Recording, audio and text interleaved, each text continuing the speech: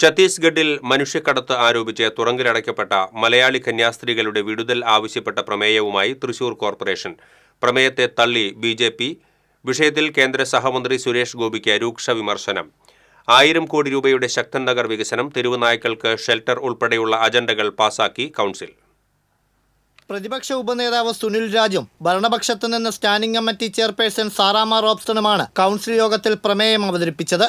ഇതിനെ LDF, UDF അംഗങ്ങൾ ഒരുപോലെ പിന്തുണച്ചു. കേന്ദ്ര സർക്കാരിന്റെ ന്യൂനപക്ഷ വേട്ടയുടെ ഭാഗമാണിതെന്ന് കുറ്റപ്പെടുത്തിയ കോൺഗ്രസ് LDF അംഗങ്ങൾ നടപടിയെ ശക്തമായി അപലപിച്ചു. ന്യൂനപക്ഷ പീഡനത്തിനായി മതപരിവർത്തന നിയമത്തെ ദുരുപയോഗം ചെയ്യുകയാണുണ്ടായതെന്നും അവരെ കുറ്റവിമുക്തരാക്കണമെന്നും അംഗങ്ങൾ പറഞ്ഞു.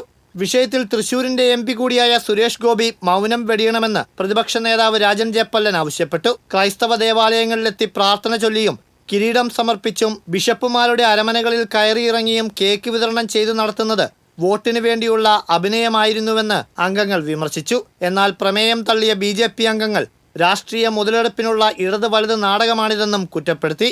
സുരേഷ് ഗോപി ഇക്കാര്യത്തിൽ കേന്ദ്രത്തിൽ ഇടപെടൽ നടത്തിയെന്നും സമയമാകുമ്പോൾ പറയുമെന്നും BJP കൗൺസിലർമാർ പറഞ്ഞു. വിഷയത്തിൽ ഇടപെടണമെന്നാവശ്യപ്പെട്ട് സുരേഷ് ഗോപിക്ക് കത്തയച്ചിട്ടുണ്ടെന്നും കൗൺസിൽ പാസാക്കിയ പ്രമേയവും അദ്ദേഹത്തിനും പ്രധാനമന്ത്രിക്കും അയച്ചു നൽകുമെന്നും മേയർ MK വർഗീസ് യോഗത്തെ അറിയിച്ചു. കോടതി വ്യവഹാരങ്ങൾക്കായി കോർപ്പറേഷന് വേണ്ടി ഹാജരാകുന്ന അഭിഭാഷകർക്ക് ഫീസ് നൽകുന്നതുമായി ബന്ധപ്പെട്ട അജണ്ട തർക്കങ്ങൾക്കിടയാക്കി. പല കേസുകളും പരാജയമാണെന്നും ഇതിന് ഫീസ് നൽകേണ്ടതില്ലെന്നും അത് കോർപ്പറേഷന് അധിക ഭാരമാണെന്നും കോൺഗ്രസ് അംഗങ്ങൾ വാദിച്ചു. ഇത് സംബന്ധിച്ച അജണ്ട വോട്ടിനിടണമെന്ന് കോൺഗ്രസ് BJP അംഗങ്ങൾ ആവശ്യപ്പെട്ടു. ഇതിനിടെ ധനകാര്യ സ്റ്റാൻഡിംഗ് കമ്മിറ്റി എടുക്കുന്ന തീരുമാനങ്ങൾ പലതും നടപ്പിലാക്കുന്നില്ലെന്നും പല കാര്യങ്ങളും താൻ അറിയുന്നില്ലെന്നും കമ്മിറ്റി അധ്യക്ഷ കൂടിയായ ഡെപ്യൂട്ടി മേയർ ML റോസി തുറന്നടിച്ചു. ഇങ്ങനെയാണെങ്കിൽ സ്റ്റാൻഡിംഗ് കമ്മിറ്റികൾ പിരിച്ചുവിടണമെന്നും ഡെപ്യൂട്ടി മേയർ ആവശ്യപ്പെട്ടത് ഭരണസമിതിയെ ഒരിക്കൽ കൂടി വെട്ടിലാക്കി.